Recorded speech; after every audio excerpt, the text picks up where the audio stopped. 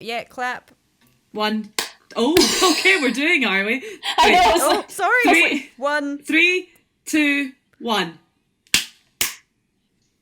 Wow. I was like, almost. So we'll cut round it. You're going to have to cut round everything. Hi, everyone. Thanks for joining us on the Brawdcast. Yeah, of course. Nice to be back. Lovely to see you all. And you. Hooray. And I'm going to start the same way as last time because I forgot to introduce everybody. My name's Maddy. Hi. Nice to see you, Maddy. And this is... I'm waiting on Kat. You got this, Kat? Kat, help me. All right. Oh, it's me. Hiya, I'm Kat. Yeah. Hello. Oh, dear. We'd love to welcome our second guest on the podcast, Jennifer Grubb. Hi, Jen. Hello. Full title. My God. Hello. Jennifer Grubb. So Jen, you are the owner of Tartan Details, and you're also working costume in film, TV, and theatre. Wee wee. So thank you for joining us. Oh, you're welcome. How have you been? All right. It's been kind of, the same, isn't it? Everybody's sitting, cooking everything and eating everything, reading everything. That's a lump. No, I've got a list, don't worry. But just in general, you're just like, what am I meant to do with my day? Fill my time. But, so anyway, making masks, making scrubs. What else have I been doing? It's actually been kind of enlightening not working so much. I don't know about you guys. But I'm actually enjoying the peace and quiet. Oh, yes. Oh, good. Have you been busy with the company? Like... Tartan Details, have you had a lot of orders through? Like, have you been busy doing that for once? Yeah, so as you guys know, I've had it kind of running alongside doing costume work, but obviously with that being a full-time job, you never get the chance to do it. Yeah. And then now I'm like, oh God. No, exactly. Yeah, so it's just, I was building a website, I've been doing bloody masks, and masks are great, it's good. Paying the bills, guys. I'm paying the bills. That's brilliant. So, yeah, it's going well. So, Tartan Details, it's mainly tartan dog accessories that you started with, and then you've adapted that over, obviously, all the madness of lockdown, you've adapted that to making kind of face masks. Yeah. Tartan face masks. 100% cotton. Which is awesome. I know. It was kind of weird, an overnight thing. People are into it. Amazing. I mean, I'm very into it. Got some going to America. America, though. I was like, what? Somebody in Boise, Idaho. I'm like, I don't even know where that is. But they ordered. Amazing. It's mad. Power of the internet. Oh, wow. Yeah. How about you? Oh, how did that sort of come about, creating tartan face masks? Obviously the need of actually making face masks, but what sort of led you into that that excursion? I mean, I think it's because Tartan Details already existed, and it was a kind of, I'll see if I can buy this in cotton. And then, next thing you know, I mean, it only comes in 7 tartans, to be honest. It's a bloody... I've had people messaging going, can I have 1 pink and 1 purple tartan? I'm like, no, because this is the list, this is all I can do. And they're like, oh, okay, and then pick them anyway. So I'm like, I mean, I appreciate your enthusiasm, guys, but sorry. 2 no's don't make a yes. Yeah, well, pretty much. So, yeah. Is it different types of clan tartans that you're selling? Yeah, so it's just I've got McDonald available. There's a Cornish one, which is yellow and bright and summery. I kind of love it. Royal Stuart, the classic, big bright red one. Black Watch. Lovely. Mm-hmm. And I think I've got another variant one coming in. I think it's Stuart Black, which is just Royal Stuart but black. So, yeah. I'm just seeing what I can get, really. And then what'll sell. Aye. Oh, lovely. And how's that been with because obviously it's with deliveries and can everyone get materials and all that kind of jazz? No, not really. How's that been for your side of the business? Yeah, it's kind of weird. So at first it was a case of I had some elastic available, right, for the wee bits that go around your ears. And I had that already. And then I thought, I'll give it, I know I'll need it in about a week's time. Went online, nowhere. Like, not one shop. This was a couple of weeks ago, so you couldn't even go in to find it somewhere. And I was like, right. So I need to buy everything like 3 weeks in advance, which is kind of guessing, but yeah, so there was no elastic, but now there's loads of elastic. And then now I'm like, can't get any black fabric for the insides. That's all gone. So, yeah. Beggars can't be choosers. It's kind of crazy how much everything affects everything. Do you know what I mean? So, but I suppose that's going to be the same for a lot of businesses as well. Yeah, must be. So, you know, it's a worldwide effect, really, with getting materials. Yeah, totally. Yeah, for everything. But it's great that you're doing that. I love it. Yeah. Oh, thanks. I'm very much looking forward to my face masks as well. Yeah, I've got them next week. I'm not gonna Obviously, lie. with it being mandatory now. Yeah. I was going to say. Well, from next Friday, isn't it? Yeah. When the 10th already? 10th of July. What? How are we in July? I know, it's insane. Time. What is time? It's like a mad epiphany. Like, yeah. So Jen, at the start of lockdown, how, because we chatted last time about how we just don't know where the time's gone, and also like there was a month I think we were all at the Greens with that were like, what did we do? I have absolutely no idea. Did you feel the same? Like, what type of things did you get up to? Were you panicking? Were you quite chill? How did you entertain yourself? So, first of all, it was a planned trip to go to London, right, with my friend. And this was March 13th or something. So basically looking back at it, me and my friend still went to London, but this was the week before we officially all went into lockdown. But when we were there, everything was shutting down, and I was kind of we went for dinner before the theatre. Obviously, you're getting all prepped, you have a wine, you're getting all excited, and you're dressed up. Literally got to the door, and there was people outside with like slips being like, "Sorry, this is cancelled as of today.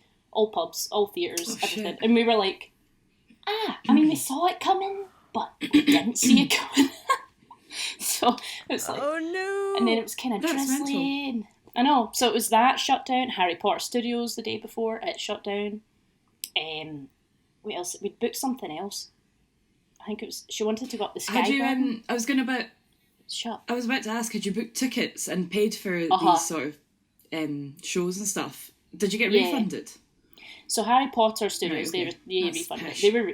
I know, they were really good. But the thing about the theatres was we'd bought it out of the, is it a third party? Is that what you call it? The Today Tix app or something. Yeah. So you have to go through them, and they were like, "Oh no, we can give you a year's voucher for London theatres that's valid." And I'm like, well, are we going to come back? But what happens if the theatre's shut for a year?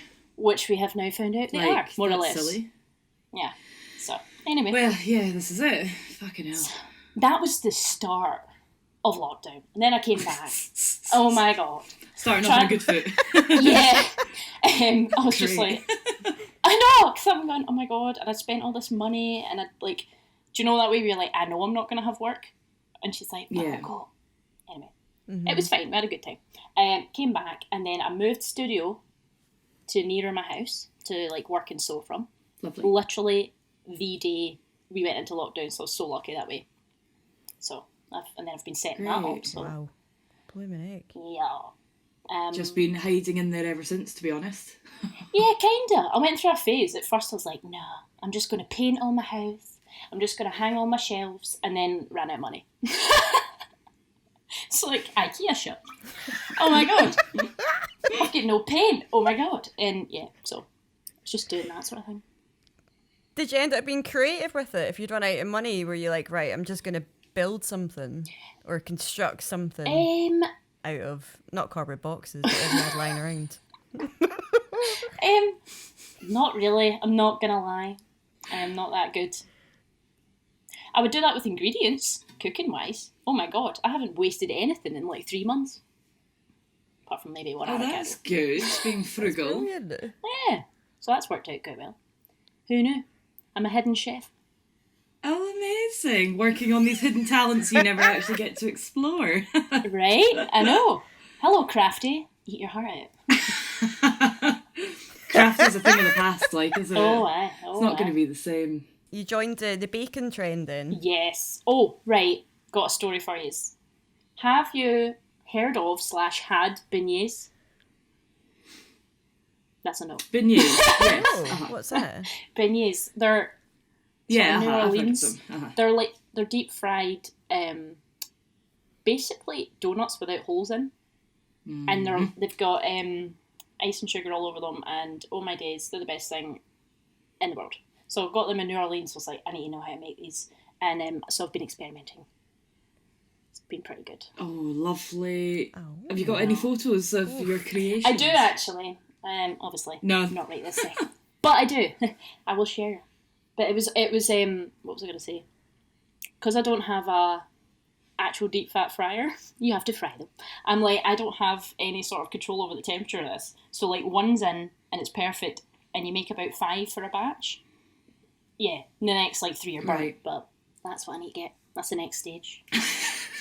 3 are burnt and the house has gone on fire. Anyway. But, exactly. At least one survived and it's perfect. Oh, it was perfect. So good. But yeah, got to share. Oh. I've seen them before. They looked absolutely delicious. Oh my days! Have you seen Next the film time I Chef? see you, yes. No. Throwing that out there. As I said last week, I've seen no films basically, so no, not seen that. It's on Netflix, or it was. I know. I've been quite bad for that as well. Kind of joined Kat on that side where we were talking about that, and I think Rory was talking about all these new adventurous films he's been watching and needing to catch up on. And I think we were like, no, I'm just going to go back and watch Family Guy. Kind of something I've seen before, but haven't, watched it in years. Like I was saying about Star Trek, X-Files, revisiting that. Mm-hmm. And Kat, you were saying about The Simpsons. Family Guy, yeah, kind of it's just crap. Yeah. Fame. And do you know what I actually came across today? And I was like slapping myself in the face for it. So the Edinburgh Film Festival, which despite lockdown, usually runs at this time from the Film House and other venues. Mm-hmm. That is actually today is the last day that is running, and it's been on for a couple of weeks. Oh, really? And I was like, oh, well, that just happened. I've not seen anything about that. Neither have I. No, that's my point actually, because I went digging and I was like, right, what's been happening during how people have adapted, to show things online, because obviously we can't meet up in crowds. Yeah. So, and I didn't see an awful lot of advertisement about it. So I went on the Twitter feed and, the pages, and it is there. Yeah. But there hasn't been as much feedback as I thought there would be. Because, the film festival, it's like massive buzz. You've got all these celebrities coming. You've got the red carpet, all that kind of stuff. And I was like, oh, well, there you go then. That's it gone. Well, they've fucked up their advertising a wee bit then, haven't they? Because I've not seen anything about that. I think so. I've not. Yeah, because obviously, my Facebook's filled with film and TV people, and I've not seen one person mention it either. Mm-hmm. So that's terrible. That's bizarre. It's bizarre. That's a shame. And I've got to admit, at the best of times when the film festival's running normally, I would select a few, but I'd never get around to actually booking to go see it because I was busy with other things. Yeah. But at the same time, there were so many films, like the festival, like all the shows that are on, that it was just overwhelming. Yeah. So I ended up just going, do you know what? I can't actually look at this anymore. But what they've done this time is everything's online, and I thought, oh, that's great, because it opens up more of an opportunity for other platforms to be a bit more level rather than being more exclusive. Yeah. So you can go online and you can select whatever film you want to watch, but you have to pay for each individual film. And I don't know what it was, but when I went on, I was like, oh, I'm not paying for that. Oh, no! I was like, I know the amount of effort and the work that's gone into it, but I think at the same time, because I'm obviously thinking about kind of money-wise as well. I'm not, I'm a bit skint. Like, I'm not, I haven't worked in a while, all that stuff, so I'm trying to save the pennies. Yeah, exactly, yeah. But I started to go through the list, and I was like, oh, that looks decent, that's all right. But I quite like to hear from other people that I trust, friends, and as you say, Kat, like people in the film industry kind of posting about it online. Yeah, any recommendations for the films, and I'll be like, all right, cool, I'll go and check it out. Otherwise, it gets back to the same situation with the festival and all the acts. Everything's like 5 stars, and you're like, well, great. How am I meant to know which one is good? Yeah, exactly. Like, fuck. But also at the same time, I was looking online and I was like, well, it's quite nice to see how people have been kind of creative and more inventive during lockdown. And, it's like, obviously trying new things, like for ourselves, like this podcast, which is great. Mm-hmm. Trying to stay connected and try something new. Mm-hmm.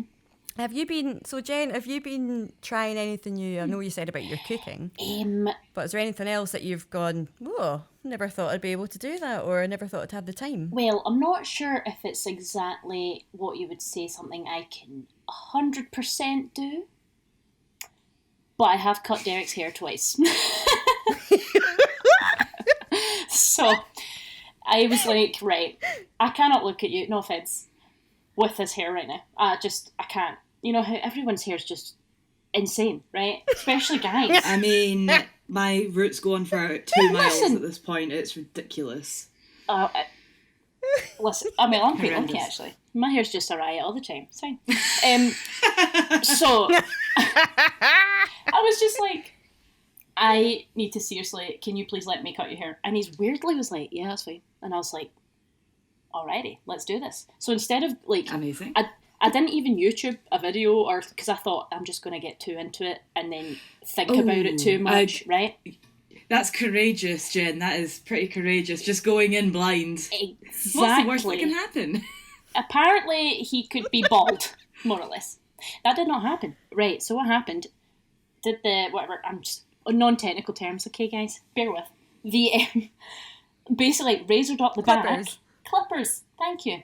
Clippers, right? Oh. Right up the back. To about halfway. Do you know what guard it was that you were using? Yeah. I don't know the number, but it was 10 mil. So, it's a centimetre. Oh. Length. Okay. Wow. Short. Is that not a number 2? Yeah, I think so. That's all he had. It was his choice. Don't blame me. I know, right? So I was like, oh, Jesus, that's a lot. All the while I'm going, how was your holidays? I'm kidding you.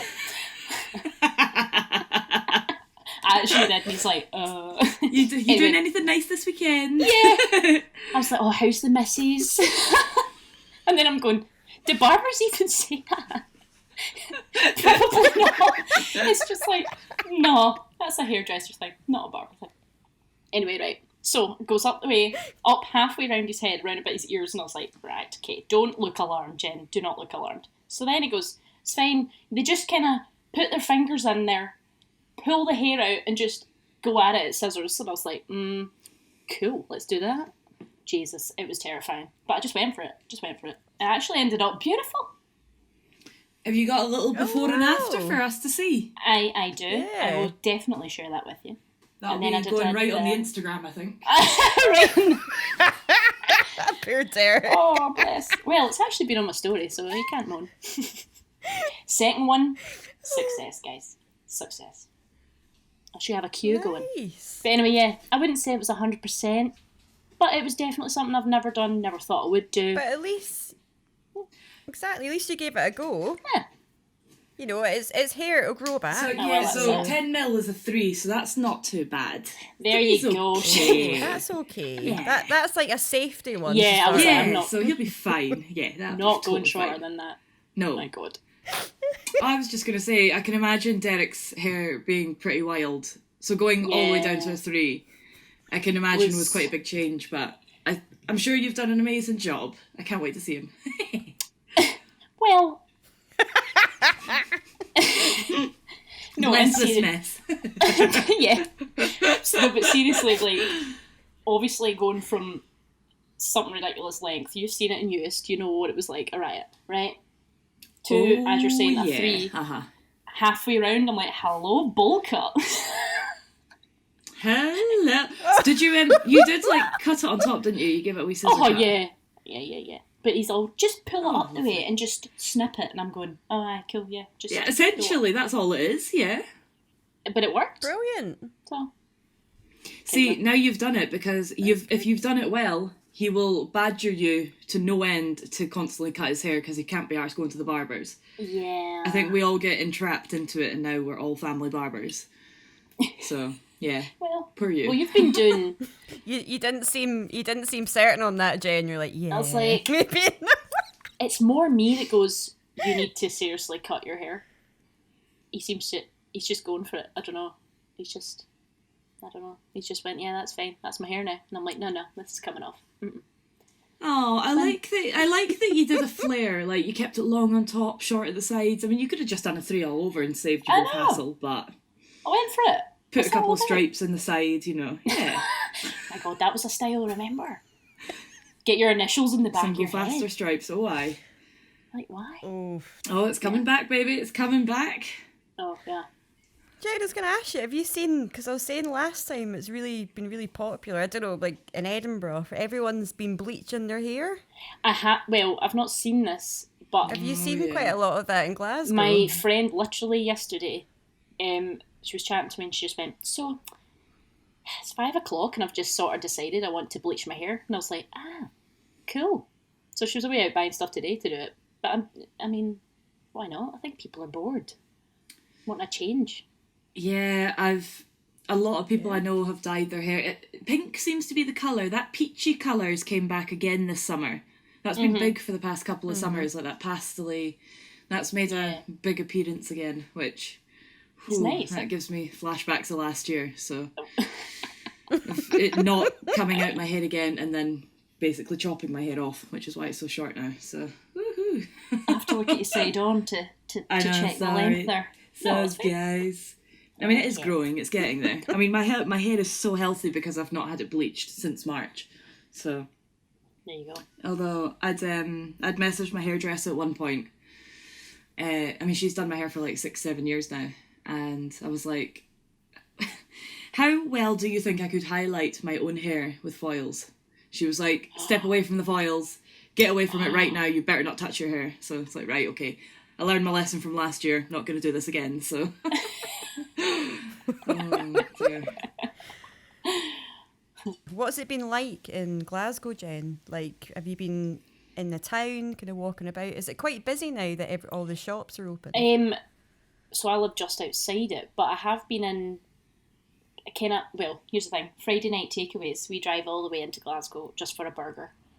So I can base it on a Friday night, if that's helpful. Oh. Yeah. It's definitely picking up again, I must be honest. And with Primark and I think Next and various other stores opened up on the high street, like in the middle of town, I think it's been queued out. But I couldn't tell you like day to day. It's actually the longest amount of time I've not been in Glasgow in my entire life. I've been like once or twice for longer than 10 minutes. That's crazy. In like 4 months. It's quite nice not needing a purpose to actually go into these places, isn't it? It's just like I can avoid it without. There's no need for it, you know. It's great. Mm-hmm. I know. I'm like, got more money. Well, not more money, but you're not spending it on such ridiculous stuff. Do you know what I mean? Frivolous. I know. Yeah. That's true. Was the Primark in Glasgow? Was it queued right out the door and all the way down the street? Yeah, apparently so. It was like right up round the corner. I think it's got 2 doors. I'm assuming one was in and one was out, kind of thing, one-way system. But I think it was right round a corner, and people were queuing from 5:30 in the morning, and you're like, who needs Primark pants that badly? Ooh, yeah, I know. Yeah, but Dunfermline was exactly the same. It was. Was it? Yeah, absolutely bonkers. It was. If you know Dunfermline and where the Primark is, they'd queued right round the corner, all the way down Eastport Street, and then up and around Canmore Street, which. Sure, it's Canmore Street, which is where the Alhambra Theatre is, and that's a pretty long distance for a queue. Yeah. You know, it's bonkers. Like lining up for 6 hours to get into Primark. You know. Yeah. I mean, people, you know how they interview them on like random news excerpts, and they're like, "So what are you here for?" And they're like, "Just wanted to do something, really." That was so many people said that, and I was like, I sort of think I do. I understand it a little bit. You know, it is a shame. People have been cooped up for the last couple of months, and you know, maybe something like Primark is the only little bit of joy that they've managed to get and find. I do understand it to a point. I do.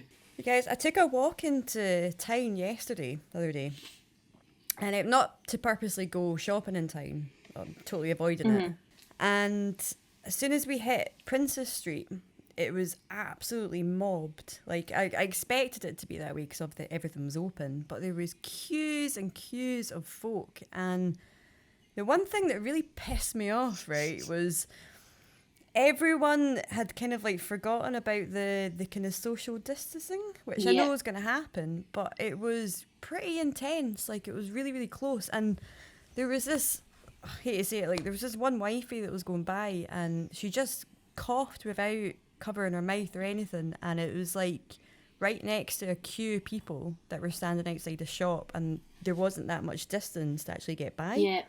And I was like, what the fuck? And then I was saying it in the last podcast, I've noticed it quite a bit, everyone kind of like coughing outside and just not covering their mouth and just being a bit more, you know, almost like, well, that's it, you know, I think we're allowed to go outside now, you know, if we have symptoms and all that kind of stuff. But to be fair, there's a few involuntary coughs that you can't help. Like, for instance, I had a fly that went right into my mouth when it was open. And I was like, oh my God, it's coming.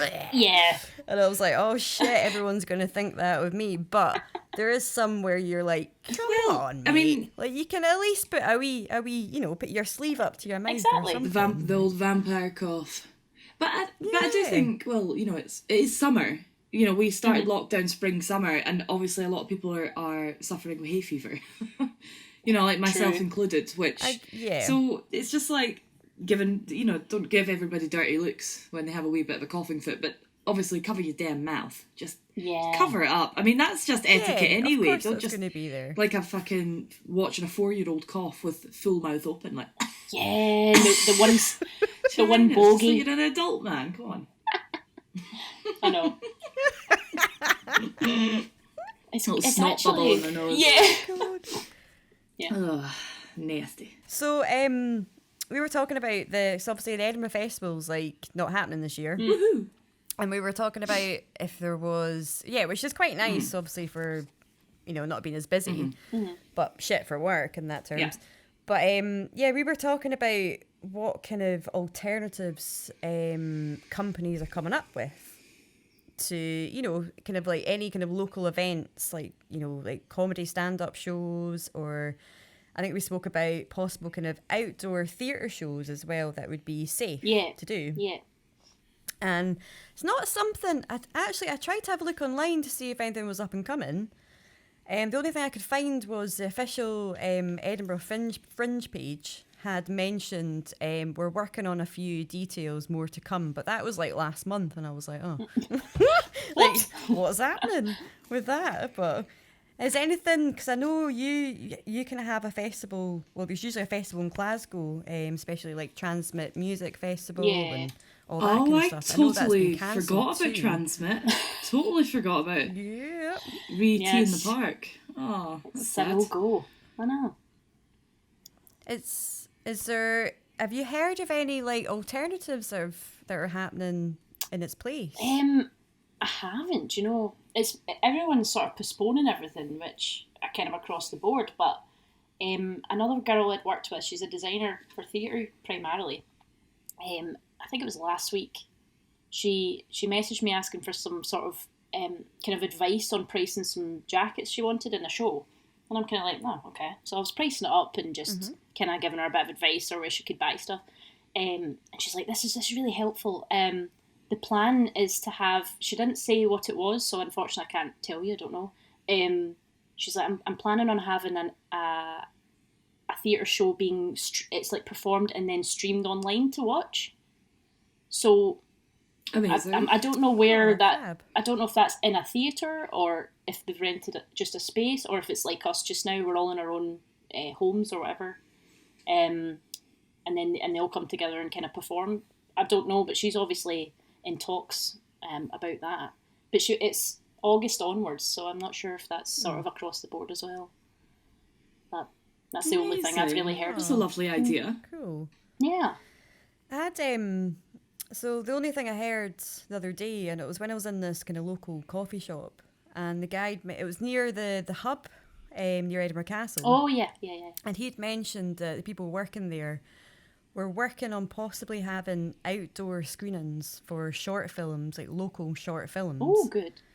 Now, I don't know how that's going to work. Obviously, we've got plenty of places we can do that. We can set that up, like, like parks and all that kind of stuff where it might be ticketed. Yeah. Free, hopefully. Love a freebie. But then again, I love it. Well, you know what I mean? We've got a lot of skim people out there. Then again, £5 a ticket, like, that's not really skinning anybody, is it? Something. Yeah. But yeah, it would be good to kind of see, more companies adapting like that as well. Because I know, Jen, you work in the theatre quite a bit. I haven't actually in a while. Previous to lockdown. Well, actually. Oh, okay. Well. Scrap previous that. to lockdown. That'll be that. No. That's the end of that question. Next, no, I'm kidding. I did actually have work for the Tron lined up. It was going to be May, so obviously that never happened. But back to what you. Yeah, but what I was going to say was, just when you're talking about having screens set up. Is it itison.com? Is that what you call it? I get emails from them, and it's kind of like Groupon vibe. Yep.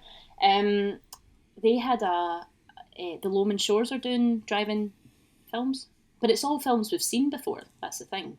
It's like Jurassic Park, Mrs. Doubtfire, like family faves. It's £32 for one car.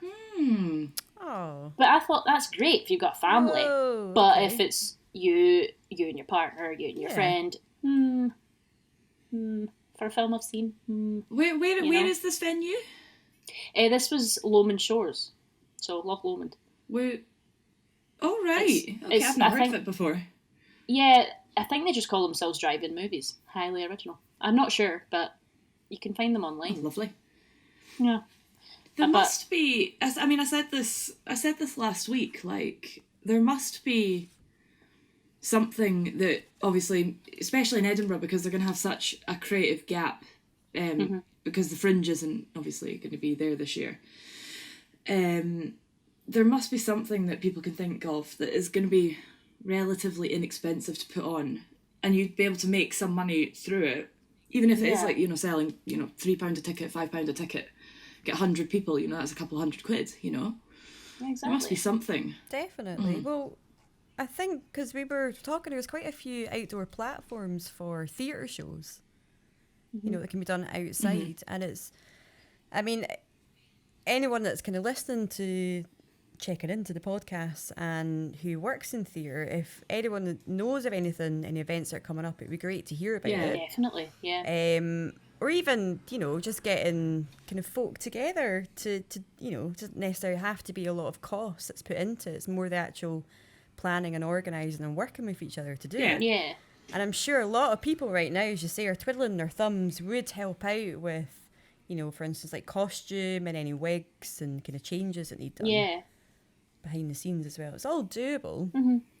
It's just getting the right people together at the right time, to be honest. That's the exactly. People that are really into the idea of it and really want to make it work, as well as people that can find the materials and resources to make it happen. So Oh, it's all there. It's all at their door. Like, for instance, you've got the Lyceum Theatre. They've got a massive costume warehouse, as many other places as well. And and you've got people like myself included twiddling their thumbs, going, "I want to put a wig on somebody." Oh my god! Yeah, like, for fuck's sake, make it happen. So yeah, I'm totally up for it. Yeah. If anyone out there is up for doing this, let's collab. Yeah. Call Big Put that shout out right now. I'm doing it, definitely. Well, the thing, you've all seen how much, on Facebook and Instagram and basically online everywhere, how many people are sharing that the arts are gonna die if you don't support it at the end of the end of the day. Yeah. So having people that want to be involved in, even like, obviously we're all sitting watching Netflix and we're watching Hamilton on Disney, and it's kind of like all these people are sitting at home and now don't know what their career is and what's going to happen. So I saw a really good sort of like meme picture from today, and obviously because the pubs in England opened last night, and I'm assuming you've both seen the photos from Soho. Oh, yes. Like the rammed street. Oh, and yes. So it was basically a picture of people sat in a theatre with face masks on. It's like, so the government don't deem this as safe, but they deem places like Soho being rammed to the gills and people drinking, they deem that as safe. It's like the government have got their priorities all fucked up. Like, the theatre industry is dying, and there's so many ways that they can make it safe very easily for punters. And yet they'll open all the bars and let a street be crammed with 100 folk. It's not on. It's really not fucking on. Do you know what I mean? Well, I saw they're giving like a massive bailout to places like, your Witherspoons. Yes. Like, they need it. And like the guy that owns Witherspoons needs it. Exactly. Boycott. But so investing more in that rather than actually our industry. Mm-hmm. I think... guys, what the fuck's going on? I was just going to say their argument is, it's just, it doesn't make any money. And you go, people go out to the theatre, but they go and get their dinner. They go to the pub that is now open, that we've established. They meet up with friends, family, and they spend money in general. And if these places are all open anyway, then I don't understand. You can take seats out, you can... one-way system. Well, this is it. It's just placing gaps between the seats, and you know what I mean. Like, I just don't really understand it. So people, are they? Yeah. Couldn't tell you when. It was meant to be 15th in England, as far as I know, because I'm a Cineworld member, so we get the emails. So people can sit in pews and watch a film, but they can't sit in pews and watch the theatre. Exactly. Yes. It's an absolute joke. It's not on. It's an absolute joke. I know.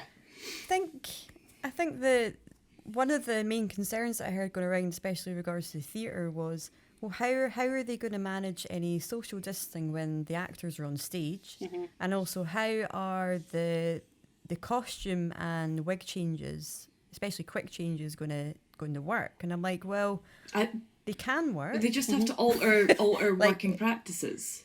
Exactly. And things they can't be as elaborate as they normally would be, or there just has to be a little bit of give in it. And I'm pretty sure costume and wardrobe and makeup and wigs are more than happy to oblige and try and differ their working practices to make it quicker and make it work and make it safe, you know. But it's because these people haven't been asked. So, rant. Oh my god, it's so true. Well, and that brings me on to I saw a couple of people going to post that, well, they're given kind of tuitions to actors to apply their own wigs, and and for costume changes, which I'm a bit like, not that keen on, because I think we should really be kind of fighting to get us back in that industry. Yeah. So, but I also understand the other flip side of it. If you get a call for work to do that, you're kind of like, oh god, it's work. Yeah. I'll do it. It's a bit of money. But if you're in a position where you're quite high up, you've been a designer for many years, all that kind of stuff, and you can put your foot down, then kind of need more of that. Those kind of people to stick up for. Yeah. Well, I mean, it wasn't really okay for people to do their own hair and makeup before. It shouldn't really be okay now. Exactly. Like, as our department is so hygienic anyway, there's no reason why we can't be doing it. Do you know what I mean? Like, there's a lot more implications of actors doing their own hair and makeup and costume than there is us doing it. Like, I don't really agree with it. It's hard. It's very hard, though. It's a very thin line to broach, but I don't personally agree with it. Yeah. Which brings me on to... I think I saw this, I mean, you've probably seen it as well. I saw this article from, Emmerdale started back up. Right, so I saw this article out about one of the actors in it, and they were like, why has she got an orange face? Because she was doing her own hair and makeup on the show. I was like, well, it's going to happen. Yeah. It's not fair on the actor as well, because they've been put in a position, they're like, shit, I've got to do this myself. I don't necessarily want to do it, but that's what's been implemented through the production, through the guidelines, all that kind of stuff. Yeah. And you think, well, how does that work? Not only the actual application, how it looks, how does that work in terms of continuity on set? It doesn't, does it? There's just no continuity, I know, I was thinking that myself. Nightmare. Going to be absolute nightmare. But, and I mean... Sorry, on you go, Kat. On you go. No, I was just going to say, like, the idea of even actors carrying their own mirrors and parts of their makeup, it's more likely to be infected, I guess. Like, the point of us carrying things is because it'll be hygienic and everything will be sterilised constantly and, blah, blah, blah. But people are keeping things in their pockets and then they touch things and tables and then they're retouching their compact mirrors and then touching their face. This is how diseases spread, Yeah, like precisely. That's like one of my pet peeves with it, because it's not hygienic at all. So, but it's a shame because I know a lot of the actors are not wanting to do it. It's not their fault. They're just being forced into that field, aren't they? So definitely. And and Jen, would that be a nightmare for you for costume as well? Like, if you're on a set and the actors doing it themselves, like say if it's a complicated it doesn't costume, like a period costume or something like that. Well, yeah, it's doesn't even need to be complicated, I'll tell you that. Something as simple as their necklace is the wrong way. It's all skew. If they've got collars that aren't ironed, like who's going to be ironing things? Who's going to be pressing things? Who's going to be making sure it's clean? But funny, I was in a Zoom call with Beck 2 people recently. There's a big sort of open thing for costume. There's about 400 people in it, and I know, just obviously not all talking, and they were sort of trying to discuss how it was sort of directed at Scottish productions more so, because they feel that we're very different and very separate from down south, and they're trying to join us all together and be one union and one happy family. But they were talking about how, I'm not sure how it would work if it's sort of the same with you guys, but obviously if we need to dress somebody for just a fitting, right? So each piece of clothing has to be washed and in quarantine for 2 days between people touching it. It's the same in shops. So if you buy something or you don't buy it, it has to go in the back for 2 days in dark, hidden. So if that's done with every piece of clothing, I'm not sure if we're allowed to touch anybody, to fit clothes to them. And then, so you've got 3 days beforehand, before they try them, you try it on. After that, you've got the 3 days from them taking it off to when someone that needs to work on it can touch it. Once they've worked on it, has another 3 days. So they were talking about that and how much time. Nightmare. Yeah, I mean, across departments, it's not just us. So Derek was saying he's been keeping his ear to the ground with sort of camera stuff. And obviously, you guys will know that if they've blocked a scene, and then they go, right, we need to get camera set up, we need to get lights set up. That's all happening as they're sort of blocking or discussing lines or whatever. But the camera team need to wait till lighting have 100% been and done their job. Then they can go in. But how can you light something if you can't see it? For one, monitors is another thing. I mean, how do we see anything basically? So we can't all go in a monitor. That's a good point. Yeah. The job that I'm going on to next, they've sort of laid everything out for us, and so like monitors are going to be in a completely separate room. Nothing is going to be on set apart from basically the director and the actors and the camera operator. Yeah. Every time that anyone needs to set up it, you're right, it is going to be just the Sparks in, they're out, just camera in, they're out, just art department in, they're out. Like, no one can work at the same time, everyone's in their own departmental bubble. Which obviously, I mean, we all know how long it takes to set things up sometimes anyway.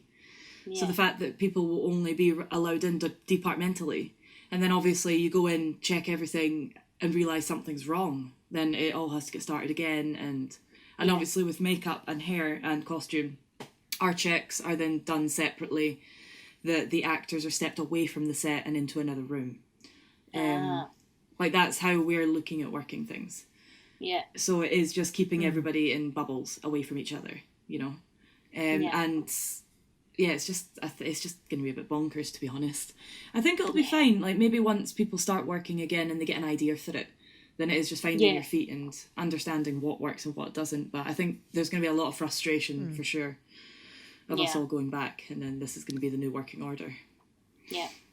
That's a good point, Jen, you're saying about the, obviously Derek on the camera side of things. when you've got the actor in, you set up the lighting, but you don't actually have the actor in place at first in order to get it nailed, and then you can leave the set. Yeah. So if you've got limited amount of people actually on the set while filming, does that mean that maybe one person has a lot more job responsibilities than... I think so. You know, on the set rather than the actual setup? For instance, like the DOP might have to actually do the light, you know, change bits of the lighting around himself with the actor in place if there's a limited amount of people allowed on the set at one time. I'm not entirely sure, but I think that was kind of raised in that chat I was talking about, the Beck 2 Zoom call. It was what's going to happen to sort of like the runners or trainees or, you know, the people that are kind of everywhere. How are you going to... Yeah. Are they necessary, or are they... They're just... You know, so you're kind of like, how are you bringing things to set? Who can go to set? Who can touch? So I'm not entirely sure about how... Do you know what? That's a good point. I've never really thought about that. Yeah. Obviously, our job's talking about the third AD and the first and that, but I've actually not really thought about the runners and how that's going to... Yeah. Yeah, be affected. That's very odd. Yeah, I mean, they're entirely necessary people. I mean, they're basically... Of course they are. Of course they are. Getting everything sort of together, as it were. Yeah, so I don't know. They were kind of talking about that, how everyone, they would maybe have more trainees or more runners that are only allowed to certain parts and can only speak, as you're saying, Kat, in their bubble. Like, you can only... If you're, for example, the people that are bringing... the cards with the data, the actual footage, to a data wrangler, it can only be like one person, and they probably can only put it in a box and then push it towards. They've been talking about that, so it's hands-free. You know, it's kind of trying to who can contact who and who can. How long is everything going to take? It's kind of a bit mad, really. Yeah, Kat, it would be quite interesting to see. Kat, it would be quite interesting to see after. Obviously, it'd be great to chat with you after you've kind of finished your job down in London. Well, I mean, and kind of catch up with that and see how it goes. Yeah. Well, even during it. Well, I was about to say, obviously, we do this podcast weekly anyway, so I'm assuming we're obviously still going to be recording it over the weekends, and I'm there from basically July 15th, and then we're filming for 4 weeks, so from like July 20th for 4 weeks. So I mean. I can update as we go, and that would obviously be a great thing for people to listen to, because then people that haven't started work yet, at least I can talk about what our working practices are and what we're planning to do. But that's good point. I never thought about that. I think it will put a lot of people at ease as well, because Jen, I don't know how you're feeling about it. Do you feel a bit nervous about going back to work, or do you feel like prepped for it? I'm not even sure how to answer that, because I've been in another entirely social Zoom call with some girls that are costume and ADs, and all of them were pretty worried. Mm-hmm. They were kind of like, oh, you know, what if they don't need us, and what if, you know, we're not needed for the big things, or we can only work in London, who knows what's happening up here. But I was like, what'll be will be, guys. What'll be, it'll be fine. And then, so I wasn't worried at all. Exactly, I wasn't worried, but I also then went into that Beck 2 Zoom call, and hearing everybody talking about it and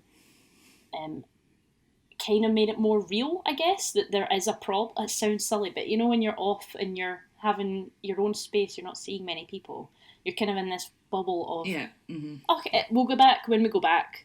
But as soon as you start hearing that obviously everybody's going to try and get back at the same time, there's no overlap in productions. It's all, basically nobody's been filming and now everybody's going to try and film.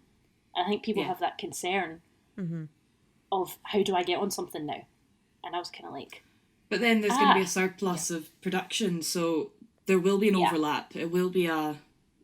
I think that's a little bit of a more positive thing, you know. Yeah. It's not going to be like only a couple of productions. It'll be everything trying to film at once. So then there's going to be a surplus of jobs. Yeah. Like, I'm obviously trying to see it from a good perspective.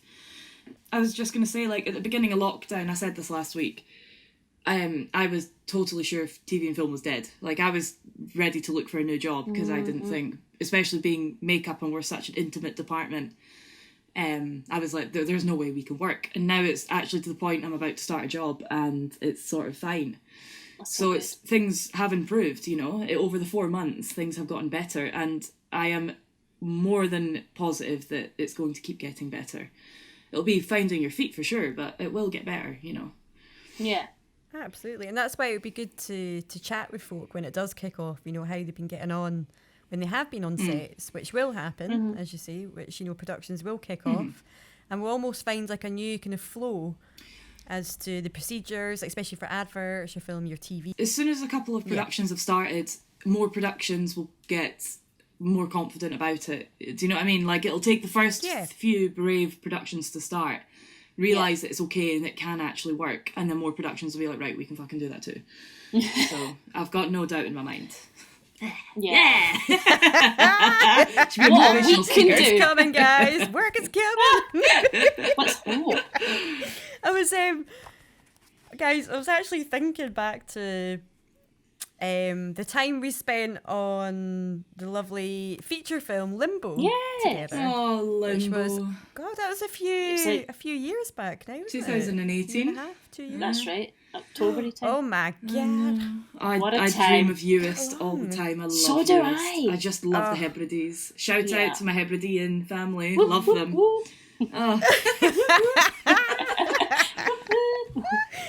I absolutely loved that place. It was it was very magical time. Magical experience. Time. It was like a bubble again, but completely different than this bubble that we were a very drunken, hazy bubble. Pretty much, yeah. What a good time. The thing I loved about because we were filming outside for a majority of the time. Yeah. Because obviously it was why wouldn't you? It was a beautiful location, beautiful scenery. But I always remember I think all the seasons we had in one day. Every day. Absolutely crazy. Like, it would have hailstones, and then it would be that windy that none of us could actually stand without holding on to something. Yep, 100%. But it looked great. Like, I'm excited. Like, we all loved it despite that, and yes, can't wait to see it. Can we plug it? Go, Kat, officially selected for Clan. Yeah. Yes. How crazy is that? I remember. I'm so proud of it. So proud. I know. It's good. It's fucking good. Like, whoop. What? Yeah, I remember the only pub that was kind of pub/club. It's not even a club actually. It was just a place. Yeah, but it was that one time. Venue to go out drinking when we were there. Oh, that one time. We went a couple of times. The mystical Dark Island. Yeah, shout out Dark Island. The mystical Dark Island hotel. For the viewers out there, it was called the Dark Island Hotel. And at the side of the hotel, they had a little kind of like venue room that had a jukebox. There was a bar, pool table, and pool table. That was it, and basically a little space where you could dance as well. And we're like, brilliant. Yeah. That's exactly what we need. And at the time, we had Halloween coming up. Yes. So, of course, they put together, to our delight, a Halloween night. Which was very entertaining. I have never in my life seen such drunk punters and drunk bar staff. It was the most fantastic night I think I've ever had. It was... Cheers to that. Cheers. 100%. I'll finish my Corona, so that'll be that. It was fantastic, wasn't it? It's such a good place. Like, do you know, such good crack. Really good crack. Do you know what I think's the weirdest part of that is? Was it 2 weeks before that we'd went, and it was just, as you said, Maddy, it was like the pool table, and it was camp. There was maybe 2 locals in it. It was well lit. And we were just like, it's like a wee old guy's pub. We're having a great time. And you have a wee dance. And then Halloween happens.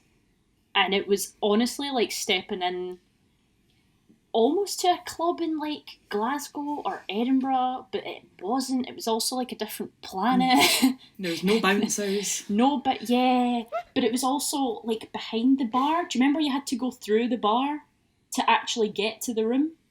Do you remember this? Yes, yeah. It was bonkers. I mean... Yeah. It was so busy as well. I think that was the busiest I'd seen it on that night, Halloween night, and everyone had made such a good effort with their costumes. I dressed up as a kitty cat. Like, I made no effort. I have no idea what I was. I don't know, but it was great anyway. Our unit medic, Mags, shout out, dressed up as Chucky. One of the best memories is having a wee dance. I think it was like Faithless Insomnia. Looking up and fucking all you see is Mags getting crowd surfed across the club. It's like, that's our fucking unit medic. Oh my god. I love that she went as Chucky as well, because she's quite short. Yeah. She was the about, most fantastic like person. under 5 foot. Oh yeah. So I absolutely love her. She's brilliant. But she was just going for it, and it was, you know, when you got more and more drunk in the night, you turned around, you just saw Mags like in as Chucky. You were like, I'm a tripping. Yeah, like just bouncing about. You're just like, what? Oh my god. It was. Yeah, I think that was the most fantastic night. So good. So good. It was brilliant. Because we because it was quite a distance away from, well, especially like for us cats, we were sharing a house. It was, you know, so we had to get our lovely taxi driver Ian. Oh, Ian. Had to drive us to location, and had to give him that very, very drunken call very late at night. Can you pick us up, Ian, in the middle of nowhere, and take us back along this insane country road with bumps? Like, anyone that doesn't know the Euston has never been there. Euston isn't very big. But there's a lot of causeways, a lot of very windy, like kind of roads and stuff. Very like single track as well. No lights. From where no lights. Oh, it's pitch black, of course. There's different parts of the island, and where Maddy and I were staying, we were in the middle of the island on Grimsby, and it would take 18 minutes by car to drive from Grimsby to the Dark Island, or it was a 3-hour walk. Like, that was the difference in time, and because of the terrain of Eust, it was insane. And also, there was only 3 taxi drivers on the island. Yeah, because we had maybe looked at walking, and it was like, no, we can't do that. No, that's not happening. No, we'd probably end up in a ditch. So getting blown off a causeway. Left that for someone else to happen to. That did happen to some people. But there was more... Some unfortunate. Yeah. An unfortunate... I don't think we can really... I don't know if we can divulge. But what I will say is... No, we'll leave that in history books for another time. The loader, though, walking home, so Camera House was very close to the pub. Yeah. Honestly, 15-minute walk. Maybe 20, considering the wind. Okay, let's be honest. Yes. The horizontal in your face... It's more or less slapping. It's like getting slapped by Mike Tyson. Yeah. Yes. Horrendous. 24 hours a day. Some fucking 24 hours. 24 hours. 24 hours, 7 days a week. Yeah, 100%. So they decided to walk home, and the loader did end up in a ditch. He just fell down a ditch in the middle of talking to him. Whilst his camera assistant, whilst his camera assistant had a Sugar Puff Monster's head on that he stole from some random, and I was holding. Oh my god, I forgot about the Sugar Puff Monster head. Yeah. And the articulated skeleton. So there was this giant articulated, very heavy prop skeleton in the Dark Island, and all I remember seeing is one of our friends, won't be named, removing him from what he was attached to on the stage, and then him getting put under a cloak and taken outside for a wee dance. Rick he was really got around. Wait a week. He did. He had a holiday. I loved how that was in the Dark Island Facebook page. Going, Has anyone seen Rick the skeleton? Could you please return it, please? Oh, dearie me. And I don't know if it was you, Jen, or someone else that posted up. That was me. Rick's journey. Yeah. Almost the skeleton journey. You propped him up on a seat in the kitchen. They went, he's had a rough night with the crew, but he'll be returned home soon. That's so... Yeah, that was me. I forgot about that. Oh my god, they were not happy. Impressed, were they? No. Oh. But to be fair, you did drop it back to them. But literally, how did that happen? Did you? Well, so as I thought we better return this guy. We better do it. And I was like, it's been nice having you over, Rick, but now is the moment for you to go home. So we got him in the car, and basically, as we drove there and we got there, my nerves were getting the better of me because, as we've discussed, they already were not pleased that we had sort of commandeered Rick for a wee while. We take him back, and my nerves kind of went, Jesus, you cannot go in there at this moment with the skeleton because you're going to get a bollocking. That's basically where I was going. So I sort of just kind of flung him, kind of, from the car. I mean, it was a stopped car, just... Just throwing him out the door. Is it still running, is it? Pretty much. Drive by kicking the skeleton out. Yeah. This was about a week later. Christ. But did you see their response, their post? And they were like, Yeah. So he has returned in this state. And I was like, oh god, the embarrassment. I felt bad. Fine. How did he return then? What was the state of Rick? What happened to him? We took a photo of, because I replied and went, that's him home. To the picture of him in my kitchen at the time. I said, that's him dropped in, all is fine. And they went, yeah, it looks like he's just been dumped on the way back. And there's just this picture that they put up in the dark, and you just see this sort of perfectly in half skeleton, like, from his pelvis. His feet were around his, like, where his ears would be. And his arm, I'm pretty sure his arm was all kinds of dislocated, and he was half on a step.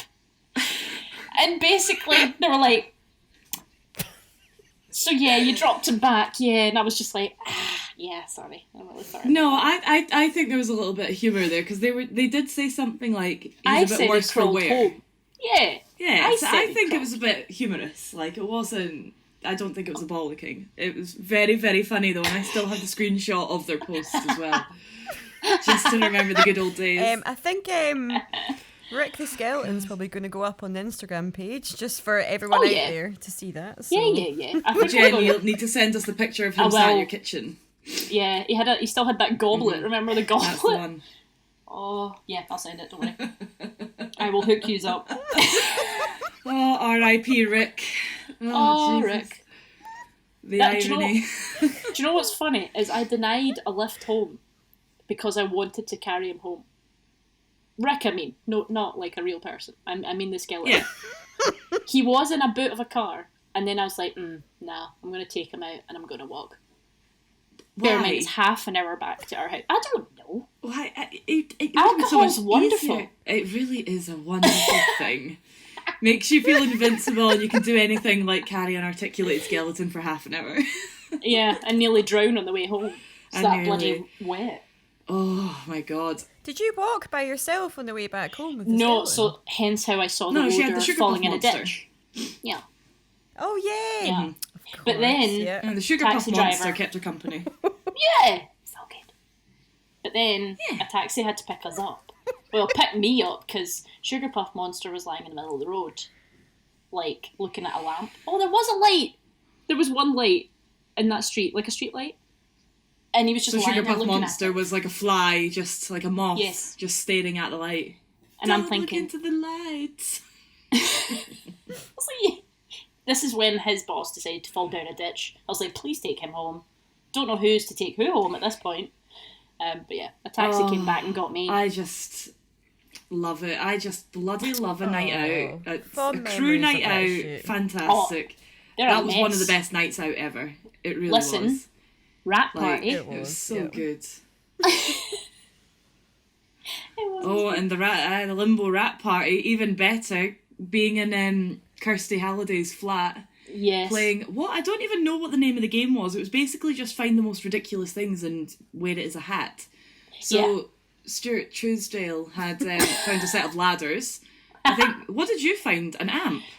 Me? Or a keyboard? Yes, I tried to pick up an amp and her boyfriend was not having it because he was way sober in comparison to the rest of us. But yeah, keyboard and a towel. Fraser had found a giant lampshade, and I had actually just found a hat. It was just a sombrero. So actually, technically, I won because I was the only one who actually had a hat. Yeah, and it actually was on your head.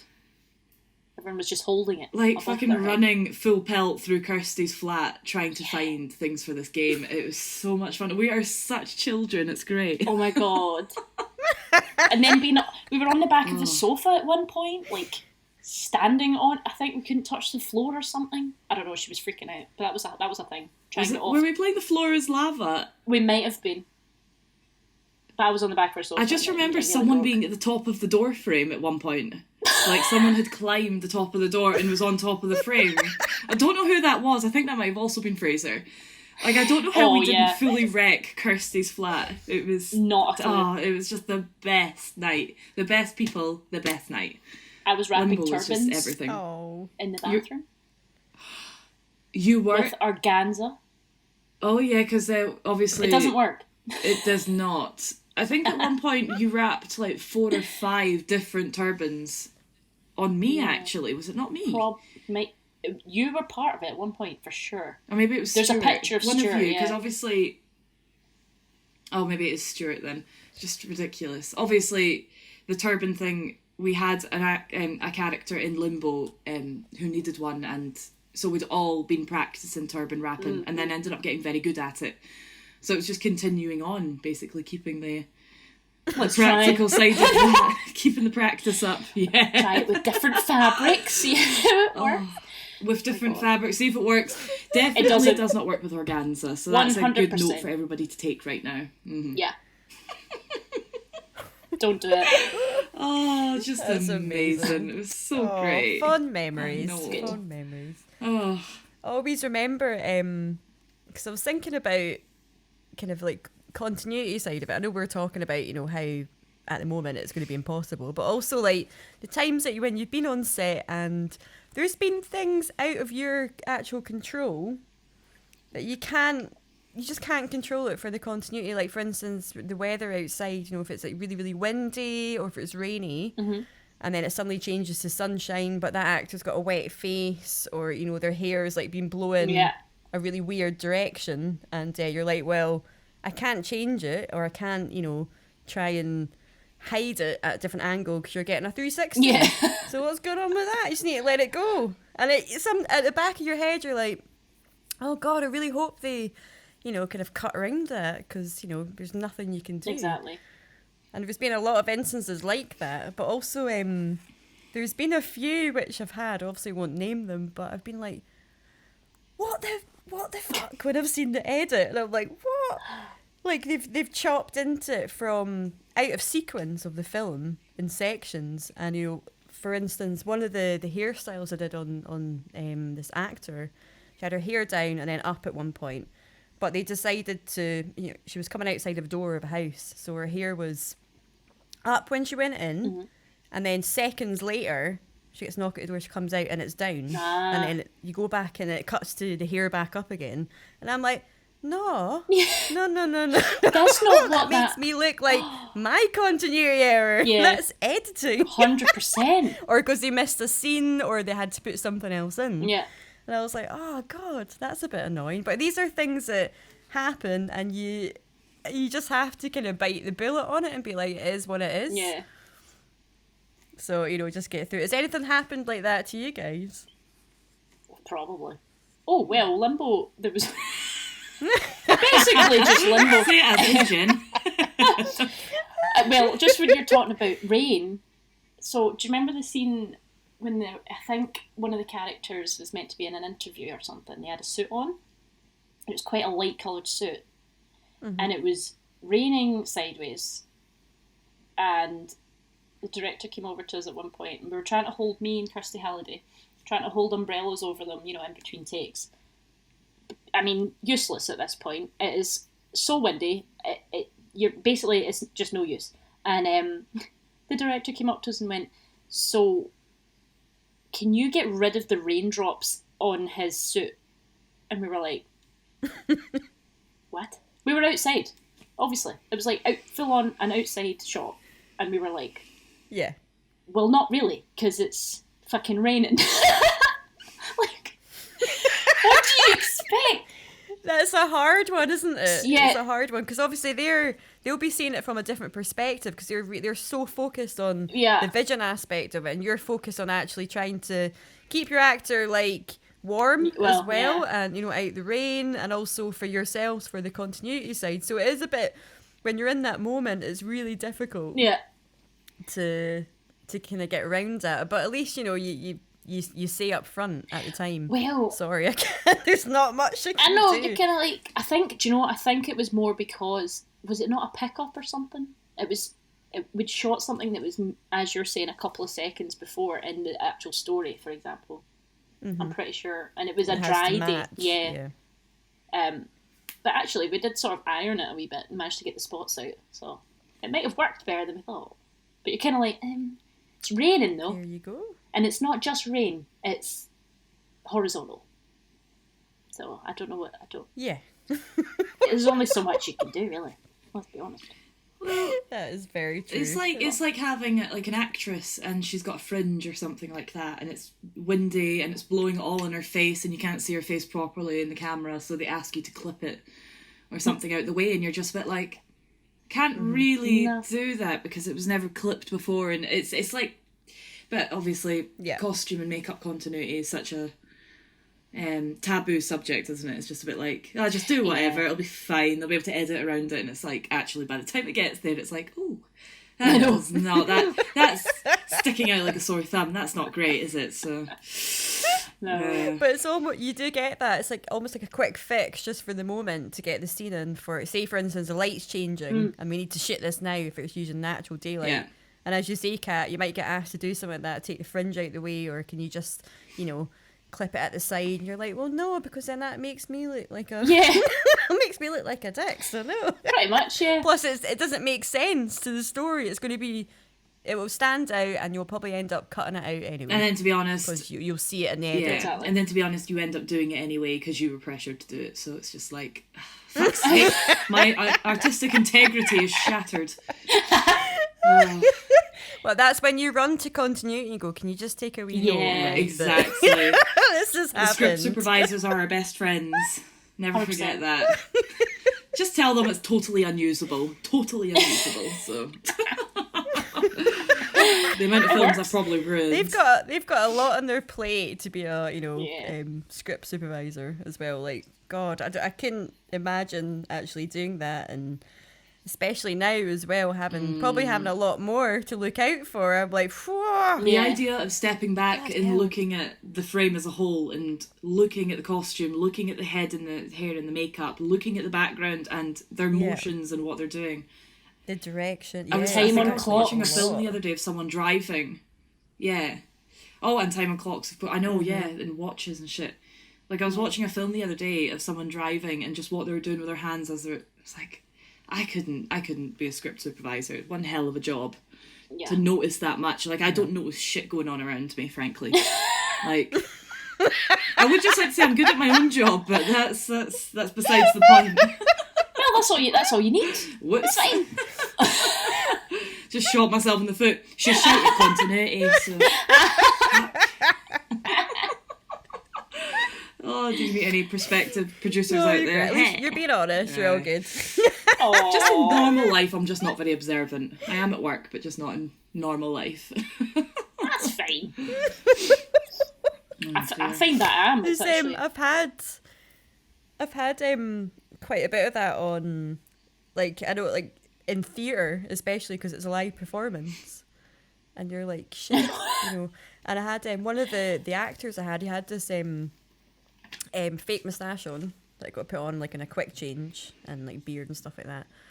And he went on stage, and he, for some reason, he decided to start nervously picking off his moustache when he was on stage. So he kind of picked off the side of it, and it was a dance scene, so he was dancing away, and all you saw was the moustache kind of flopping up and down at the side, and, you know, like about to fall off, and you're like, oh mate. And that does happen though, because you get kind of actors like film, TV, theatre, whatever, kind of like almost like a nervous twitch, Yes. like, or something they would regularly do. Like I am now, I'm kind of like pulling up my hair and kind of all that kind of stuff. And you do that naturally.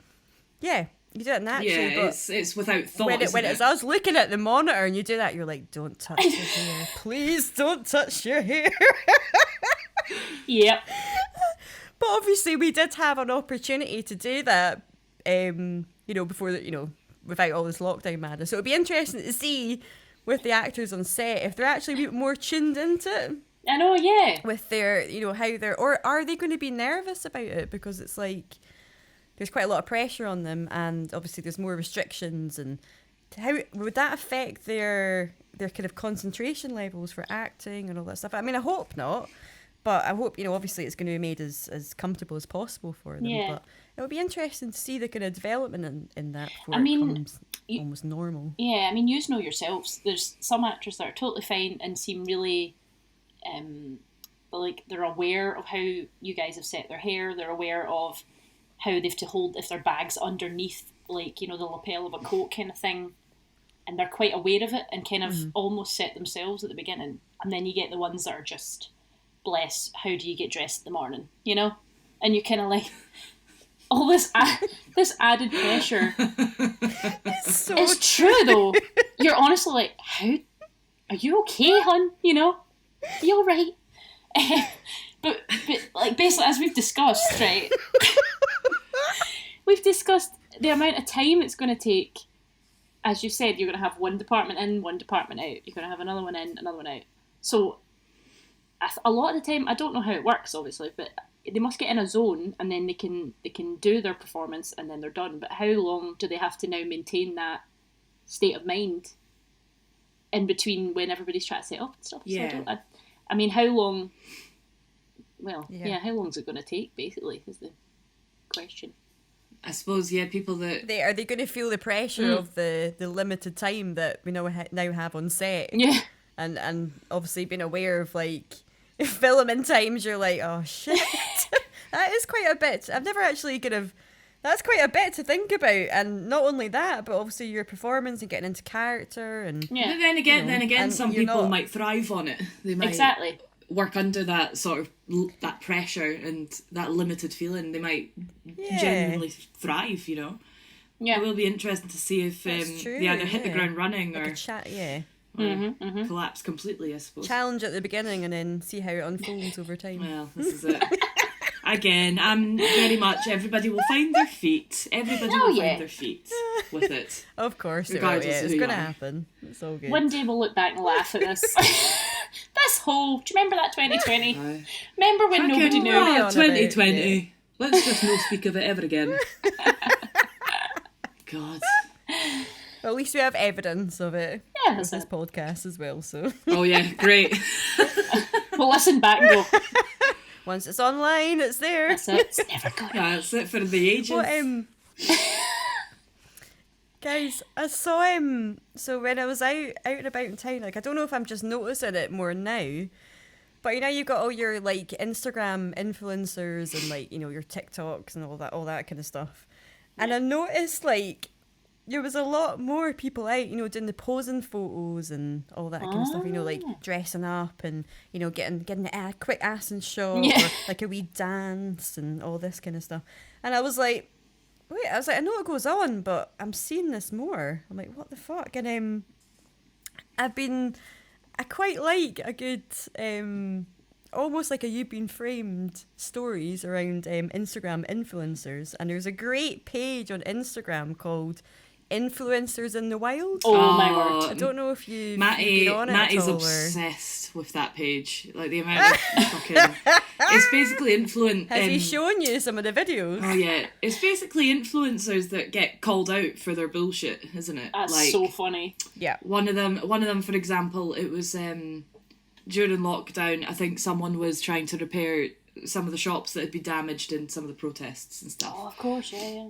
And there was an influencer who'd posted herself with a hammer in hand helping this builder with one of the walls or something like that. And then someone had videoed her and called her out because basically they saw her pose for the photo, hand the hammer back to him and then get back in her car to leave. Like, so it was just there just for the pose in the photo, just for the recognition on Instagram. So obviously the person called her out. It was just like, you're a fucking phony. Like, great. You're a big fat phony. So you're right. but it's people who are just doing it for the gram, aren't they? They're just doing it for attention and for the acknowledgement that they're good people and doing nice things. Like, bullshit. It's all bullshit. Oh no, definitely check it out. Jen, have you been on any kind of sites like that, or like getting into the whole meme side of it, or is there any websites or Instagram pages you can recommend to have a wee look at? I'm trying to think. I'll tell you what I am obsessed with. Baby Yoda, or the child as he is called, he's just meme city. Oh, for God's sake. Oh my God. Of course. See when they launched... Right, so apparently they're making basically a 2-scale model of this bloody Baby Yoda that like almost acts like a baby and it like cries and stuff, and he has a wee snap, and I was like, I need this in my life. Pre-ordered the bastard. That sounds terrifying. Like, oh, I know. I don't know why I did it. What do you do? Feed it, and does it poo itself? No, I mean he just sort of gargles and then does some weird like I'm using the Force face, and then he needs to go to sleep. That is it. But I also was like, what has happened to the world? We just love all this crazy weird stuff. That you bought. I love his memes though. Yeah, pre-ordered. Oh yeah. I was like, I'm doing it. But now that I've said it out loud, yeah. We're not taking this out the podcast, Jen. Oh, that's fine. I don't expect you to, guys. Pre-order it on Amazon. Don't. Amazon are terrible. Don't shop at Amazon. God, do you guys? Right. Here's the thing. Do you not feel? Everyone's like, oh, support small businesses and everything, obviously. But then you're kind of like, oh God, I'm so aware now. I was aware before and I tried my best. Try to be eco-friendly. Try to not buy, like a book, for example, on Amazon. You're trying to buy from different companies and it's it's sort of as if people are honing in even more because obviously we're all getting much more things. Many more things delivered. Do you find that you're trying to, have you like changed habits of buying and what products you use and stuff? Me, I'm not. I use Amazon a lot for getting certain things for work, and it's just out of pure ease. Next day because I also know it'll get delivered on Prime really quickly. Yes, and I think at the beginning of lockdown, when there was a lot of companies that weren't shipping out non-essential items, but Amazon was, so that became quite a difficult thing because there's things that I still really needed, and especially it was even like when I picked up oil painting again, so getting art materials, Amazon were shipping it out, but some of the art companies that I shop at weren't. So that became really difficult. But I think now that everything's getting a bit easier, I'm trying to shop back at these littler companies that I really enjoy, because I know that they're going to be able to actually ship them out to me now. It's not going to take 3-4 weeks, I think it's quite difficult because it's almost like you are looking at, I suppose, like the cost of things as well and how much you can afford and what's going to be more cost effective. But you've also got that, yes, of course, we want to support local businesses as much as we can. So I think, I do try to do that. Like, for instance, if I've, if I've maybe gone out to get a coffee or something like that, I'll go to a local coffee shop rather than like a chain coffee shop, your Starbucks, your Caffè Nero, all that kind of stuff. Yeah. But as in terms of like kind of, I suppose like makeup supplies, a lot of the stuff I'd get from companies that are unique that wouldn't be, like your Amazon and all that kind of stuff. But obviously Amazon's great for bulk buy it and you get it quicker. Yeah. Yeah. So I suppose it depends how much time you can actually wait on getting things delivered, really. That's it. But obviously we will do as much as we can to support local businesses, but I think it was nice to see at the beginning because it was a lot of the local businesses that were allowed to open back up rather than kind of chain stores. Yeah. But now that your chain stores have opened back up, everyone's obviously flocking to them because it's a financial thing. It's cheaper, like you say, Primark. Yeah. It's cheap clothing and, it's you can get it for the kids and, just like basic things. But there's other places that can provide that.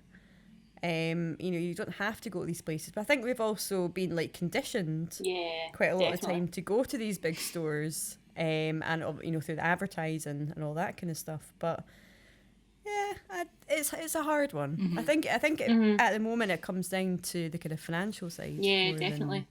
The convenience. Mm-hmm. Yeah, that's how I feel about it. I found it quite refreshing not going to the shops and not, obviously, apart from Tesco and Aldi and all that sort of stuff, but I've actually quite enjoyed not, I've, one thing I spend a lot of money on is takeaway coffees. Oh, same. Regardless if it's from Cafe Nero, Starbucks, or somewhere local. Dunfermline doesn't... Yeah. No, it does. No, I was about to lie there. Dunfermline's actually got a lot of great coffee shops. But you'd have to go into the town centre to get it. Whereas, obviously I'm in Pitcorthy, so my closest is Starbucks, like the drive-through, which have just opened up. But I ended up spending money, buying like an Italian press and making nice coffee in the house, and like I bought a milk frother so I can actually make like a wee bit of a flat white with oat milk and stuff. And I've enjoyed it so much. I'm actually just really not interested in going to Starbucks or that's massive because I do spend a lot of money just going to get coffee. So that's a habit that I think I've completely changed. Yeah, definitely. Because I've been forced. That's the hand I've been forced, so that's at least one positive. Yeah, we'll be spending £10 a day on takeaway coffees. Have any of you guys actually ventured into any of the bigger department stores yet? Like gone for a shop? Nope. No. Neither have I. I'm like, I ain't touching it. Nope. Right I'm just not interested. It looks horrific. It's once that they've, teethed a little bit and they've understood how to keep things really sanitary, and it's like Jen was saying, clothes that have been handled will then have to get taken off the shop floor and decontaminate for like 72 hours before being brought back onto the shop floor. I would rather wait a little bit more time. So definitely. It's just a bit of a better, cleaner process, Yeah. And Jen, with if you had to go out and do a costume buy, for like an advert or all that kind of stuff, would you generally get everything? Would you preferably get everything online, or was that how you were doing it before? Or if something was last minute, you really had to go out and pick up last minute supplies like socks and basics and all that kind of stuff. Would you venture into Primark, or would you, if we're talking, make sure you had that time to kind of pre-plan more? Yeah, I mean, if we're talking about current climates, I mean, I would go into a store for sure. I mean, it depends what time you go. Maybe not Primark, but for example, I think M&S for quite a lot of this whole lockdown, they've been open enough to buy essentials. So if you're, as you're saying, socks, underwear, thermals or whatever, maybe not in summer, but it's available to get, and I could get it kind of local to me. But if it's something very stylized, I think you'd need to get it online, wouldn't you? Really, because it depends how long you've got, isn't it? It's all time. Like, how much of a turnaround have you got? If you've got a 3-hour queue to get into one store to see if they've got something, is that helpful? Or do you try and find an alternative online? But obviously you don't know the quality, you don't know kind of accurate colours, that kind of thing. I think, it's very much time-based.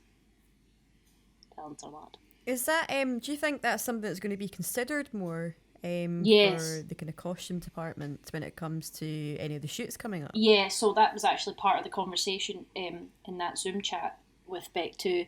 They have basically said that, ADs, producers and everybody that's kind of organising your time are aware of it. And it'll be not just our department and your department, as you know, but they were saying budgets are getting increased 20 to 30%. And I don't know if that's across everything, commercials, films, TVs, I don't know. But it's purely for, they're also going to encourage, if you do feel that you've got symptoms of COVID, that you can be off and you're paid for it. Because you know what it's like, if we take a day off, you're not paid for it, more or less. If you don't work, you're not getting paid. If you're in a contract, it's different. But it's kind of like, people will just go to work with a cough and a cold constantly, and it just passes around the set about 50 times.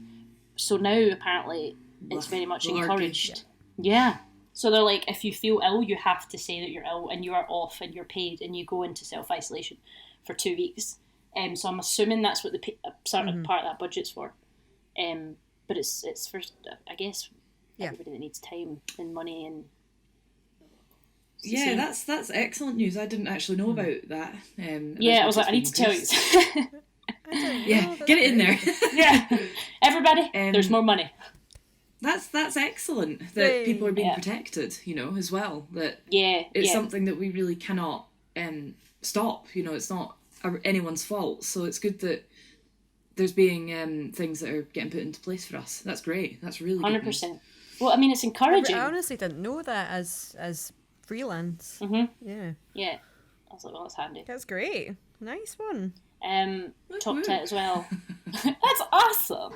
Apparently the guidelines from Beck 2 are coming out at the end of this month, so on their website. I know that you're going back before that, Kat, but it's apparently their health and safety to do with the whole thing. She's like, I'll be half done by then. I think because Beck 2 and the British Film Council have obviously put certain things in place anyway, and to be honest, it'll be a forever changing carousel of rules and regulations, because it'll change as people start becoming more aware of things. But it's like what Beck 2 say, they're just like, because productions will then write their own regulations sort of based on Beck 2's and the British Film Council's. So it's like the production I'm going on, they've written out their own document for it and for working practices. It's basically the exact same as BFC and Beck 2, but it'll be a forever changing thing, just it has to be. So but it'll be interesting to read, see what's different about the one they have now and what's about to come out. So that's good news, though. I know, it's good. You know how they always said we had no money? So what? How have you all of a sudden found it? They were hiding it somewhere else. Yeah. What have you got coming up, Jen? Are you still going to be working in your studio on making the face masks? Have you got any plans to kind of venture into a different avenue with kind of costume making, possibly? Or well, for now, because as we've discussed, the whole mandatory face masks in Scottish shops, that just now that's all I have the time for. So, which is great. I'll be doing that for the next couple of weeks. I didn't have any lined up TV or film work, so I was kind of probably going to end up going down the dailies route on various things, but obviously they've all ground to a halt. So, ironically, I'm in limbo. So I don't know. But I know. So I sort of have just been creating jobs for myself, haven't I? By accident, but it's kind of working. We'll see. That's great. I mean, it's so good to hear that you can adapt. Yeah, I think that was part of it, isn't it? It's still relevant, and it's a skill that you can interchange. So I did scrubs for the NHS, but it was through a Facebook group, for the Love of Scrubs, I think it's called. They all paid for it, for the fabric and stuff. I was like, I don't have any money to give to this, I'm sorry, but I've got my time. And there was so many people. It's amazing how many people came together for that, and they managed to reach I think they'd set themselves a kind of bar of where they could afford, as a unit, what they could give to people in Scotland to make. And basically they were just answering people privately that were like, my surgery doesn't have any, I need 10 of this size, and they're allocating it left, right and centre. So it was good to do something like that, and you're doing something different. And then you go into masks, and then you go into doing your own personal projects, and it's just kind of, I'm just feeling my way through it. It flows. Yeah. So basically, to answer your question, that's brilliant. No idea. Not the clue. Life is a mystery, though, and it'll be fun finding out. Oh, it is indeed. Jen, thank you so much for coming on board and chatting to us. And thank you. I really hope everything goes well with Tartan Details. And do go and check Jen out. She's on Facebook and Instagram, and it's Tartan Details. And she's selling some lovely face masks at the moment in lots of clan tartans. So go ahead and buy some. Yeah. You might just help a pal out. Help a pal out. Thank you. Yeah. Well, when you might have a bit of a wait, is all I'm saying. That's Fabric awesome. Is few and far between. Oh, but still. It's on its way. It's still happening, so thank you for that. That's awesome. No, thanks. Excellent. Cheers, mate. Oh my god. And we'll meet up soon. Yeah, 100%. Good luck with everything. And you too. Good luck with your job, Kat. Awesome. It'll be fine. I'm sure you'll hear plenty of stories. Oh, yeah. Oh, dear. Here we go. I'm looking forward to it. I am, actually. It'll be good to hear that something's positive, that somebody's actually doing something. You know what I mean? Yeah. Get us back in there. It'll be just me bumbling about in a haze, so eventually. So is everybody.